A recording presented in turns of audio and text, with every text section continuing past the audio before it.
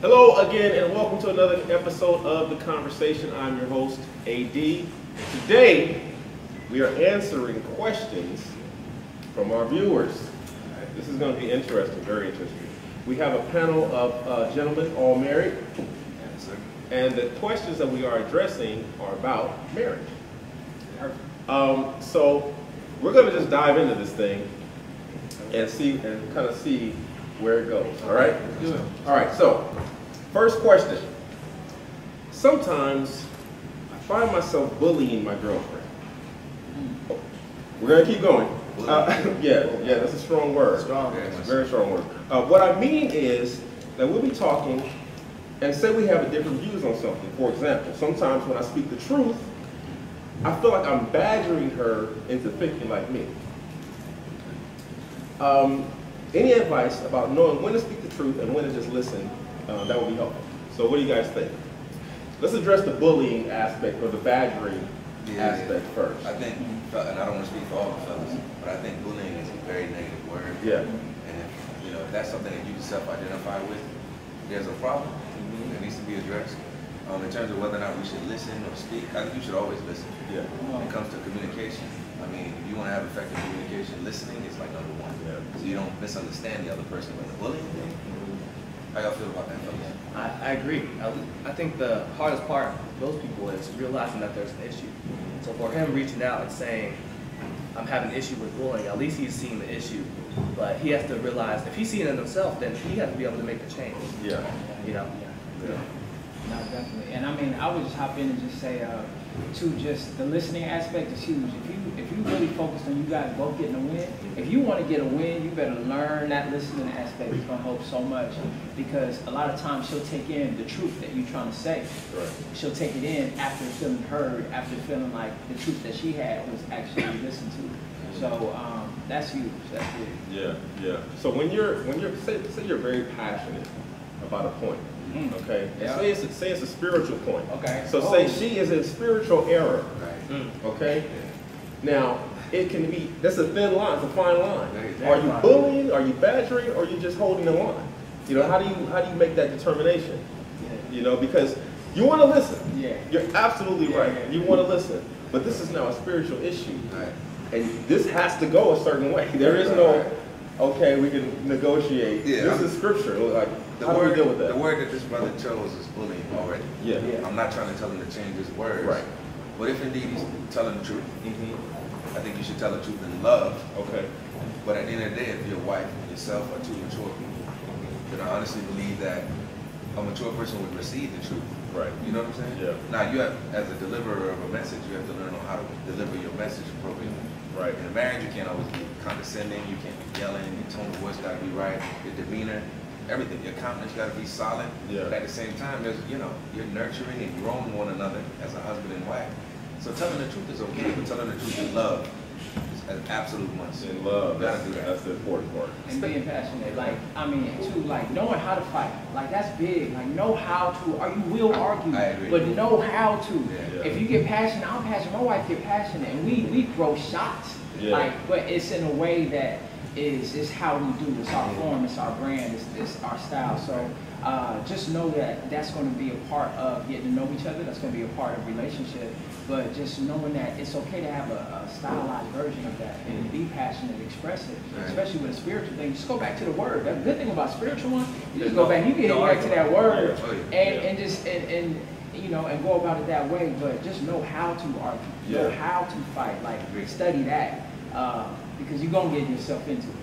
I also think it's communication. Yeah. You know, everybody talks about communication in marriage, but if he feels that he's bullying his wife to come to his side, sometimes, especially if he's a passionate person, sometimes you got to take yourself back so you can come down a little bit, come back to a regular level, right?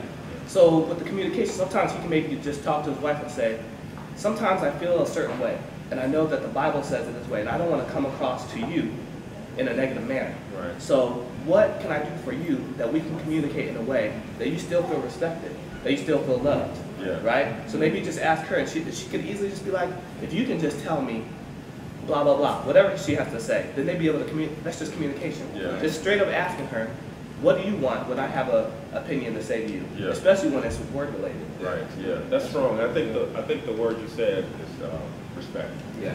That's number one. Okay. So next question.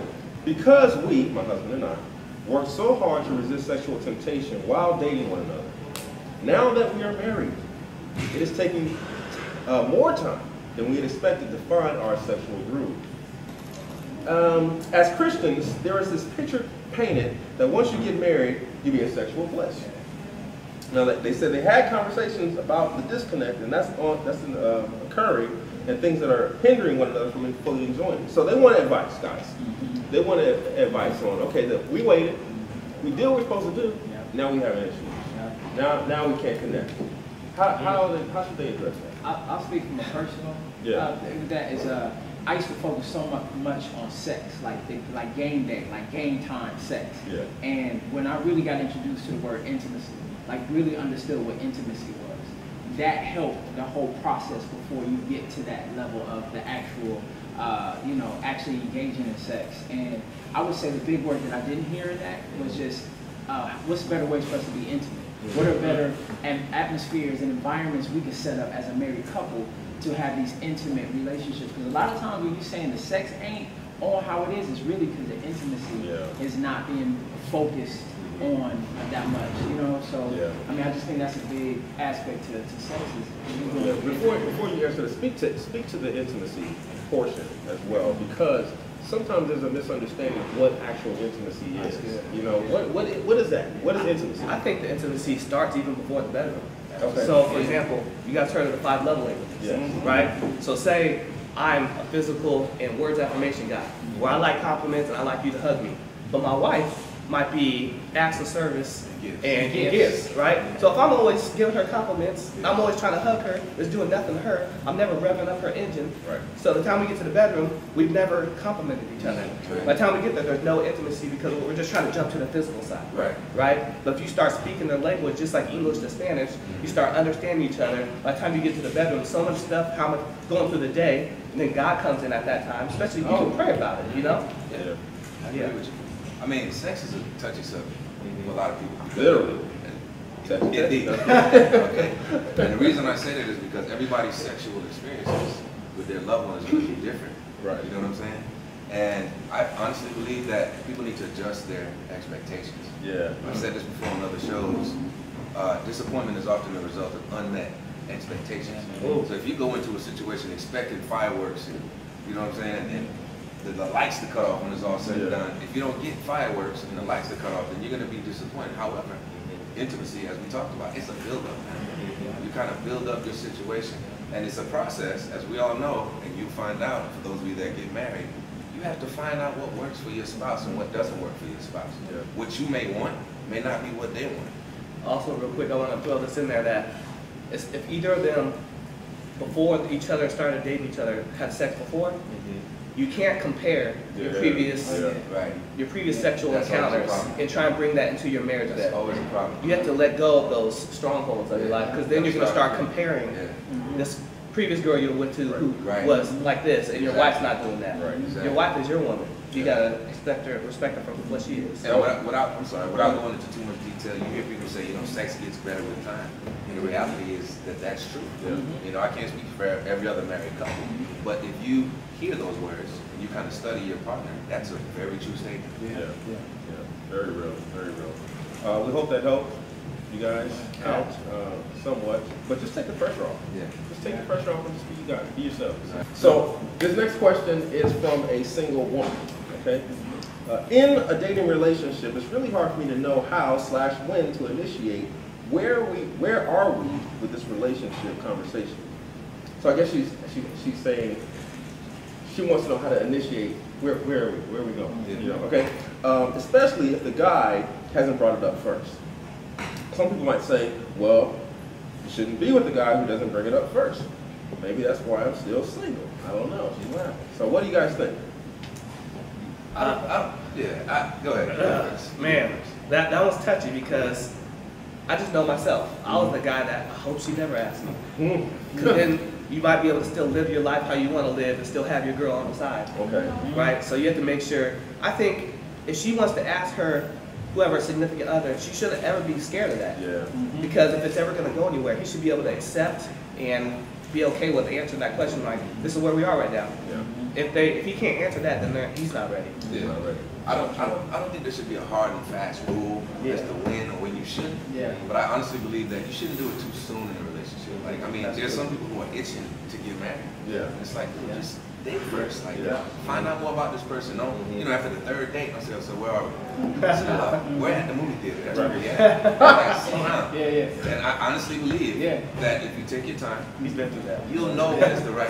This is real. This is real right now. Experience. If you feeling your partner, you kind of, you know, are mature, like you mentioned, you'll know when it's the right time to ask. Yeah. But if they don't respond directly, they may not be the right person. Yeah. So also security in yourself. Yeah. She has to be secure that she knows who she is and what she has to offer. Right. What you about to say? Yeah, no, and I was saying, like, if you have to ask the question where you at, it means you feel like you got lost somewhere. You know what I mean? Like, there's something, and I feel like you said it so clear. A lot of times we don't spend time in the moment. We see what we desire, what we want to be, but we're not really taking in where we're at right now. And I just feel like a lot of times people who ask that question feel up in the air, and you can leave somebody too much in the air, they fly away. Like, you know, and it's like having a ground that you, a foundation is big, be it friendship. I think that should be a good start in the beginning with any relationship, is how we're dealing with our relationship. So, know in the midst. I don't think a word says where you at. I don't think that's a question that can be answered. We are, you know, like, it's really, how does the essence of the relationship feel? Well, how do you feel right now? Are you still happy? Are you still passionate about that? Lets you know more where you're at than more so getting a sentence that says, well, maybe we are committed and fine. You know, it's really like, how does your heart, how's this language, you know, that you guys are developing, how does that feel right now? You know what I want to do though? I don't want to make this seem like that's a bad question to ask. Because I do believe that at some point in a relationship, would you agree that you need to ask that question? Because you don't want to be on the wrong page. You know what I'm saying? I think that's what the person who is asking the question is. This is not a first date situation. This is we're dating. We've been here, and she doesn't know necessarily how to bring up where are we going now. What's happening? Don't be scared of them. I think within the question they said, you know, it shouldn't be the female to ask that question. It should be the guy to ask the question. I don't agree with that. Yeah. I think whoever has that question within their heart at the time of the relationship, if they feel like they've been together long enough, bring it up. You need to know where you are. Where do I stand with you? Where do you stand with me? What do you see? Where do you see us going in the future? Talk about it. If there's no vision, I mean, what are you doing? Exactly. What's the point? Just chilling. We just hanging out? Is that the plan? We just go to the movies? If you guys are gonna be serious, you gotta be able to communicate. Right. And if anytime there's a serious situation, all of a sudden nobody knows how to communicate, there's gonna be a problem. You know? Yeah, definitely. Well, guys, it's been good. I know it's been short, but I enjoy myself. Yeah, hopefully the people who asked the question got the answers that they were looking for. If not, hit us up in the comments, man. Put them in there. We'll try to get to those as well. This has been another episode of The Conversation. I'm your host, AD. See you next time.